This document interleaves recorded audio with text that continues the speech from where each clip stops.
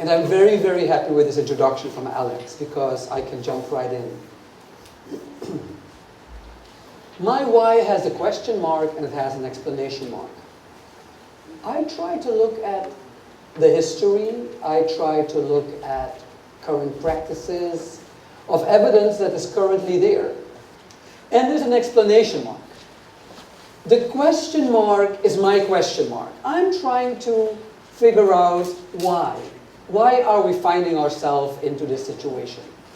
And the explanation mark is for us, as a group, to decide why do we have to do something about it and what are we going to be doing about it. When you say gender-based violence, the man is the perpetuator and the woman is the victim. And this is the traditional, I believe, 1993 definition of violence against women. It's physical, sexual, or psychological harm or suffering to women.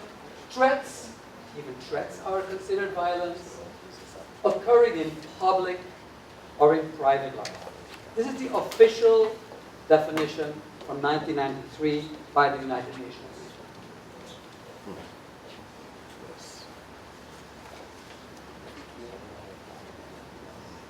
This arises from the subordinate position in which women find themselves.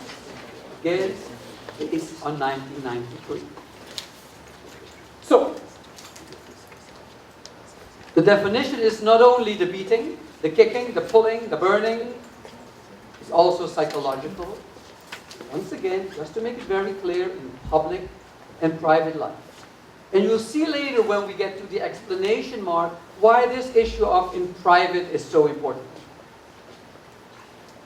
So, it's violence occurring in the family, within the general community, and violence perpetuated or condoned by the state.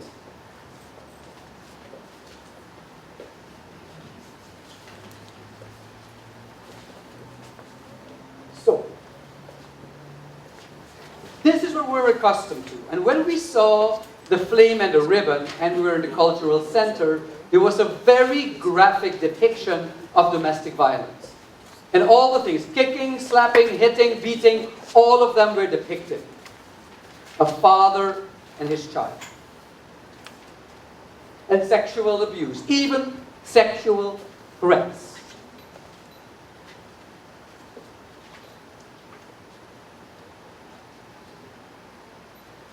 Even intentions can be violent. And finally, economic abuse. So these are the 4 areas where we have to frame gender-based violence. See, I am mentioning the word based. Okay, my friends, if we look again at the why, question mark, and explanation mark. This is a very strong statement. And when I said, when we were having our planning meetings, that I may be a little bit harsh on some and a little bit provocative, this is a true statement. But it's not just the inheritance of very old religious interpretations, mark my word, interpretations, also very wise men. A man that we all very much respect as the student of Plato, a teacher of the great Alexander, said, also as regards male and female, the former is superior, the latter is inferior, the male is ruler, the female is subject. Who would expect a wise man as Aristotle to make this remark? And then we have the good guy who gave us Pythagoras' theorem. He said there is good principle which has created order, light, and man. And the bad principle which has created chaos, darkness, and women. Boom. He said it. A very wise man. And then we have the philosophy of gender morality, which is reinforced by traditional, old-fashioned interpretations of theology. Woman is the origin of sin, and it is through her that we all die. And the wise St. Thomas said, as regards to individual nature, woman is defective and misbegotten.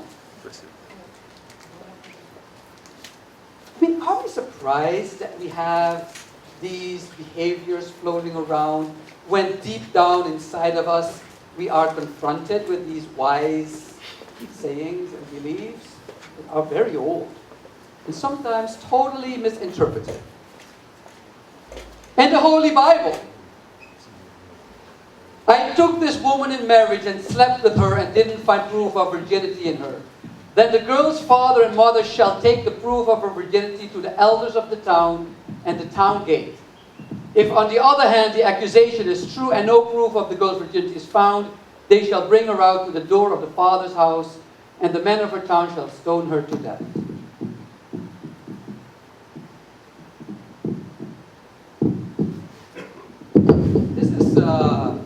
This is serious business.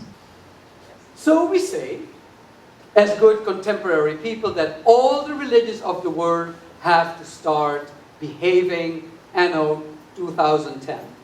And they should be doing this. Do we have to change those scriptures? Do we have to change the history of the world? Or can we do something else? And I think Alex alluded to what it is that we can do. All these religious doctrines that equate women with evil and men with good are merely dogma and merely doctrine. Talking about misinterpretation, there is one verse in the Quran that is often and often utilized to the advantage of men to do what they do best, sometimes under certain circumstances. When you read the original document in the original language, the word hit has been totally mistranslated. This is a translation that was very functional to men who translated this.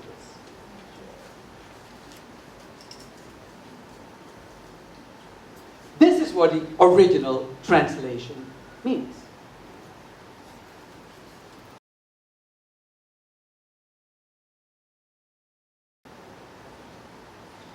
So we can play with language, and we find ourselves in situations that we call culture and dogma and tradition in the way we do things, based on what we have as evidence of what is right or righteous or even religious texts.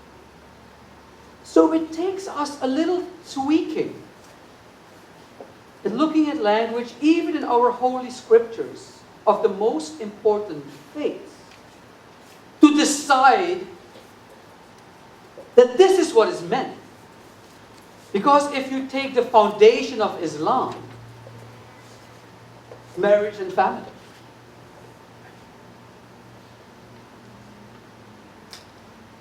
we took the prism in Alex's presentation as a filter. When we read things and we see things, we can decide how we filter.